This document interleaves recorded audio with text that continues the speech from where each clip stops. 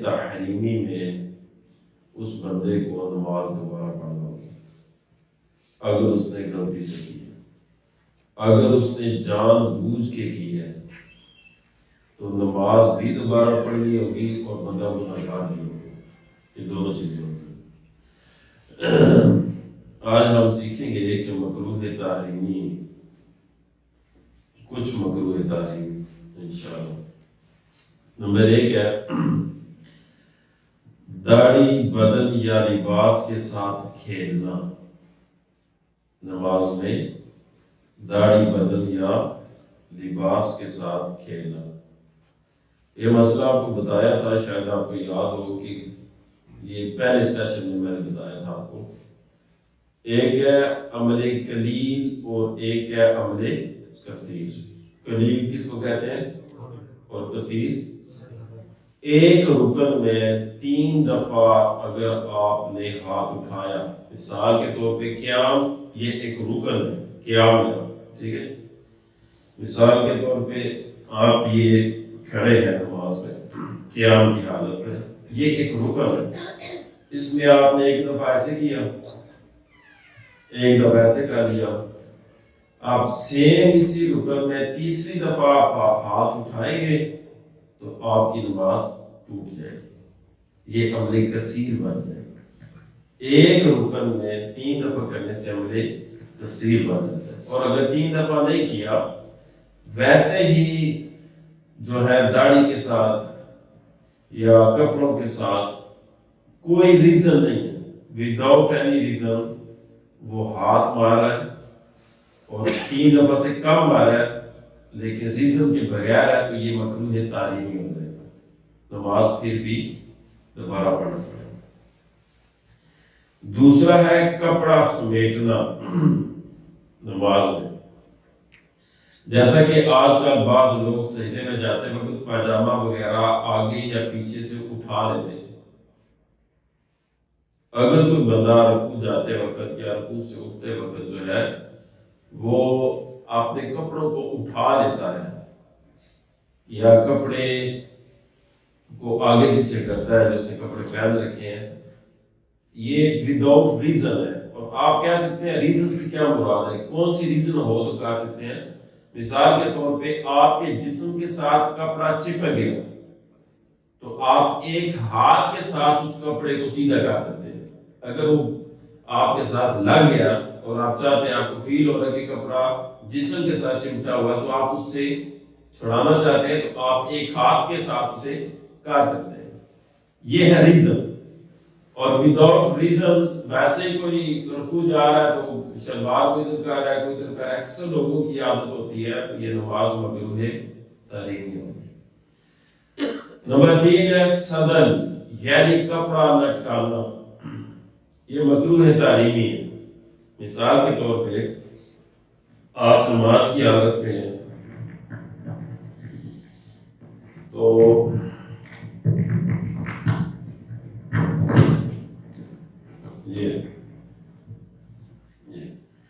دونوں طرف کپڑا لٹکتا ہو، دونوں سرے اس کے، یہ مکروہ تحریمی ہے، نماز دوبارہ پڑھنی ہوگی۔ ایسے کسی نے کیا، ایک اس کا حصہ آگے اور ایک حصہ پیچھے، یہ بھی مکروہ تحریمی ہے، نماز دوبارہ پڑھو۔ اور جیسے میں نے کیا ہوا ہے کہ اگر کوئی بندہ اس کو کرتا ہے ایسے، ایک حصہ لٹک رہا ہے لیکن دوسرا حصہ ایسے آ جاتا ہے، تو یہ ٹھیک ہوگا۔ امید ہے کہ صدر آپ کو یعنی کپڑا لٹکانا یہ نماز میں آپ کو سمجھ آ گیا ہوگا، یہ مسئلہ بھی۔ اگلا ہے آج کل، یہ میں نے سوری بیان کر دیا صدر کا۔ آگے ہے پیشاب، پاخانہ یعنی مطلب پیٹ میں ہوا، گیس کا، اس کی شدت کا ہونا، یہ مکروہ تحریمی ہے۔ مثال کے طور پہ آپ نماز کے لیے آ رہے ہیں اور آپ کو ٹوائلٹ جانا ہے، لیکن آپ چاہتے ہیں اسی وضو سے نماز پڑھیں، لیکن شدت ہے۔ شدت کی ڈیفینیشن یہ ہوگی کہ اس قدر آپ کو ٹوائلٹ کی حاجت ہے کہ آپ کی توجہ نماز میں کم ہے اور ٹوائلٹ کی طرف زیادہ ہے، یا آپ کی توجہ یہ ہے کہ جلدی جلدی نماز ختم اور میں جاؤں، جیسے ضمن یہ بات آ گئی ہے فقہ حنفی میں، ہم حنفی ہیں تو ہمارے نزدیک اگر کسی کو بھوک بھی لگی ہو، کسی کو بھوک کی شدت بھی ہو، تو امام اعظم ابو حنیفہ رحمۃ اللہ تعالیٰ علیہ کے فتویٰ یہ ہے کہ اگر نماز کا ٹائم باقی ہے، یعنی کہ نماز قضا ہونے کا خطرہ نہیں ہے، نماز کا ٹائم ہے، امام اعظم فرماتے ہیں پہلے روٹی کا کھانا کا پھر نماز پڑھ۔ وجہ کیا ہے؟ کسی نے اعتراض کیا کہ اس کا مطلب ہے تم نماز سے زیادہ روٹی کو پسند کرتے ہو، روٹی کو ترجیح دیتے ہو۔ امام نے فرمایا مسئلہ یہ نہیں ہے، مسئلہ یہ میں چاہتا ہوں تو سمجھ جا، کہیں اگر تجھے بھوک لگی ہے تو نماز کو ہی روٹی نہ بنا دے۔ سمجھائی کیا ہے کہ نماز کو ہی روٹی، مطلب نماز کے اندر تیرا دھیان کھانے کی طرف ہی رہے گا، اس کا مطلب ہے تو نے نماز کو ہی روٹی بنایا ہوا ہے، اسی طرف توجہ لے کے جا رہا ہے۔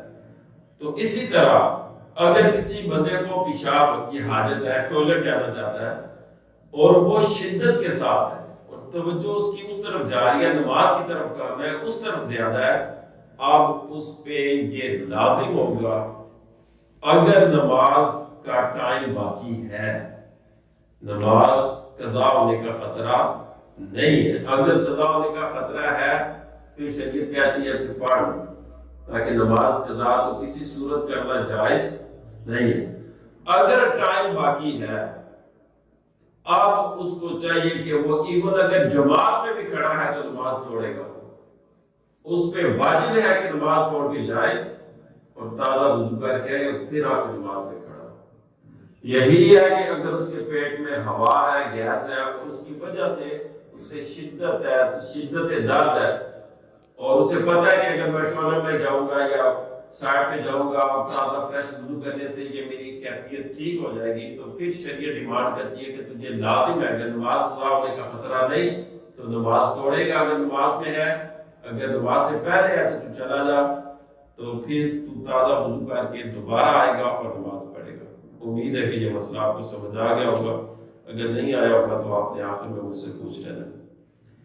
آگے ہے دوران نماز کنکریاں ہٹانا، یعنی کہ کوئی نماز پڑھ ہے تو نماز کے دوران جہاں پر سے سجدہ کرنا تو وہاں سے کنکریاں اگر پڑی ہیں تو یاد رکھیں کہ اگر ویسے کنکریاں نہ ہٹائیں، جیسے یہاں پہ نبی علیہ السلام کی بارگاہ میں حضرت سیدنا جابر رضی اللہ تعالیٰ عنہ فرماتے ہیں میں نے دوران نماز کنکری چھونے مطلب ٹچ کرنے سے متعلق بارگاہ رسالت میں سوال کیا کہ اسے اگر موو کرنا پڑ جائے، ہاتھ لگانا پڑ جائے، تو ارشاد فرمایا ایک بار، حضور نے فرمایا ایک بار، آگے کیا فرمایا اور اگر تو اس سے بچے تو سیاہ آنکھ والی 100 اونٹنیوں سے بہتر ہے۔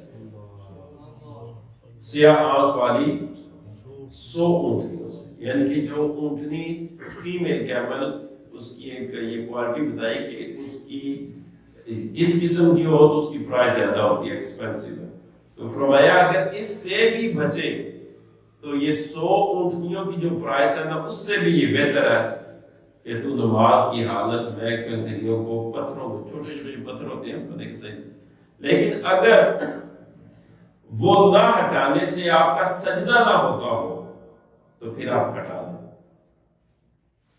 اگر سجدہ نہیں ہوتا تو پھر آپ کا نماز کے اندر ہی اس کا ہٹانا آپ کے لیے جائز ہے۔ آگے ہے نماز میں انگلیاں چٹخانا، ایک کڑاکے دیا سیکنڈ ہے فنگرز، اس کا یہاں پہ علامہ ابن عابدین شامی رحمۃ اللہ تعالیٰ علیہ فرماتے ہیں کہ ابن ماجہ کی روایت ہے سرکار مدینہ علیہ السلام، دیکھیں یہاں پہ 3 روایات ہیں، میں ان کا خلاصہ بیان کروں۔ ایک میں فرمایا نماز میں اپنی انگلیاں نہ چٹخایا کرو، یہ ایک ہے۔ دوسری روایت میں ارشاد فرمایا انتظار نماز کے دوران انگلیاں چٹخانے سے منع فرمایا، اور تیسری کیا فرمایا نماز کے لیے جاتے ہوئے انگلیاں چٹخانے سے منع فرمایا، کیا دوران نماز، ٹھیک ہے، اور نماز کے اندر، نماز کے دوران اور نماز میں آتے وقت فرمایا، تینوں جگہ پہ فرمایا کہ انگلیاں۔ اب یہاں پر امام فرماتے ہیں کہ اس سے ہمیں 3 جو مسئلے ہیں وہ سمجھ آتے ہیں۔ نمبر 1، نماز کے دوران یا توابع نماز، توابعی مطلب کہ نماز کے لیے آتے ہوئے یا نماز کا انتظار کرتے ہوئے آپ کو انگلیاں چٹکانے کی اجازت نہیں ہوگی، اگر یہ کریں گے تو مکروہ تحریمی ہوگا۔ نمبر 2، خارج نماز، یعنی نماز سے آپ نکل چکے ہیں اور بغیر حاجت کی کوئی آپ کو ضرورت نہیں ہے، ویسے ہی کر رہے ہیں ایسے، تو پہلا مکروہ تحریمی تھا، یہ مکروہ تنزیہ ہوگا۔ پہلے والا جو آپ نے کیا تھا وہ منع ہے، شریعت نے کیا، اور دوسرے والا شریعت منع نہیں کرتی لیکن ناپسند کرتی ہے، اسے اچھا نہیں سمجھتی۔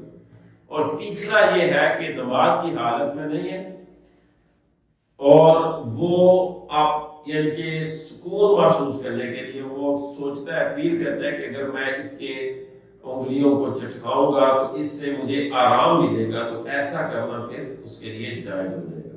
پہلا نماز میں آتے وقت یا نماز کی حالت میں، وہ تو منع ہے۔ دوسرا نماز کی حالت میں نہیں اور نماز کے لیے بھی نہیں آ رہا، اس کے باوجود وداؤٹ اینی ریزن وہ ایسے کر رہا ہے، تو یہ بھی شریعت کہتی ہے بہتر نہ کرے، لیکن اگر آرام کے لیے کرنا چاہیے اور نماز کی حالت میں نہ ہو پھر کرنا جائز ہوگا۔ آگے ہے تشبیک، یعنی ایک ہاتھ کی انگلیاں دوسرے ہاتھ کی انگلیوں میں ڈالنا۔ یہاں پر بھی امام احمد بن حنبل رحمۃ اللہ تعالیٰ علیہ آپ ایک روایت لے کے آئے ہیں کہ نبی علیہ السلام نے فرمایا جو مسجد کے ارادے سے نکلے تو تشبیک یعنی ایک ہاتھ کی انگلیاں دوسرے ہاتھ کی انگلیوں میں نہ ڈالے، بے شک وہ نماز کے حکم میں ہے۔ نماز کے لیے جاتے وقت اور نماز کے انتظار میں یہ دونوں کام مکروہ تحریمی ہے۔ تشبیہ کہتے ہیں اس کو، یہ انگلیاں ڈالنا ایسے۔ آپ نماز کے لیے آ رہے ہیں پھر بھی ایسے کیا، مکروہ تحریمی ہے۔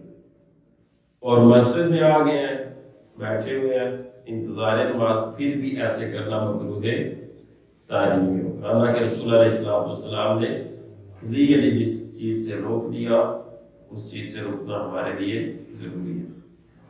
آگے ہے کمر پر ہاتھ رکھنا، یہ ہوتا نا یہ ایسے یا ایسے، ایک ہاتھ بھی رکھنا کمر پر ایسے یا ایک ہاتھ رکھنا، اس کو منع فرمایا گیا۔ اور یہاں پہ ارشاد فرمایا گیا کمر پر یعنی دونوں پہلوؤں کے وسط میں ہاتھ نہیں رکھنا چاہیے۔ نماز کے علاوہ بھی، نہ صرف نماز بلکہ نماز کے علاوہ بھی، کیونکہ سرکار دو عالم السلام فرماتے ہیں کمر پر ہاتھ رکھنا جہنمیوں کے لیے سکون ہے۔